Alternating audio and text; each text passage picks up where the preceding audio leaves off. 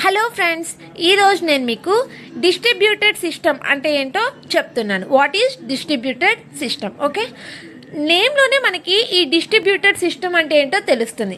అసలు మనకి డిస్ట్రిబ్యూటెడ్ అంటే ఏంటి? డిస్ట్రిబ్యూటెడ్ అంటే నథింగ్ బట్ ఈ షేరింగ్ కదా.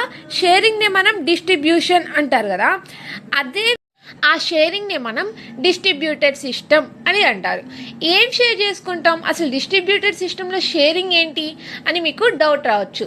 సో ఆ డౌట్ మొత్తం క్లారిఫై అవ్వాలంటే డెఫినేషన్ చూద్దాం. ఓకే, సో చూడండి, a distributed system consist of collection of independent computers that are connected through a network such as LAN, and distribution middleware software is installed in every computer because the software is used to communicate sharing resources to the computer is called as a distributed system. అంటే ఏంటంటే మనకి distributed system అంటే sharing అని చెప్పుకున్నాం. ఏం share చేస్తాము అంటే communication network such as LAN. ఒక ల్యాన్ కనెక్షన్తో మనకి నంబర్ ఆఫ్ కంప్యూటర్స్ అనేవి కనెక్ట్ అవుతాయి. ఇండిపెండెంట్ కంప్యూటర్స్ అనేవి కనెక్ట్ అవుతాయి.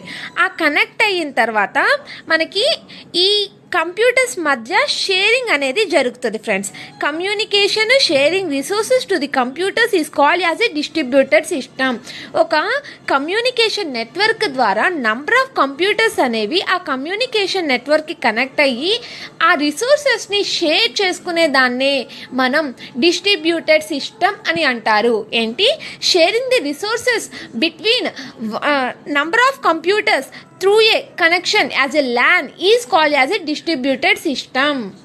దీన్నే మనం డిస్ట్రిబ్యూటెడ్ సిస్టమ్ అని అంటారు. అర్థమైందా మీకు? డిస్ట్రిబ్యూటెడ్ సిస్టమ్ అంటే చాలా ఈజీ ఫ్రెండ్స్. ఒక కమ్యూనికేషన్ నెట్వర్క్ ద్వారా నంబర్ ఆఫ్ కంప్యూటర్స్ అనేవి షేరింగ్ ది రిసోర్సెస్ నే మనం డిస్ట్రిబ్యూటెడ్ సిస్టమ్ అని అంటారు.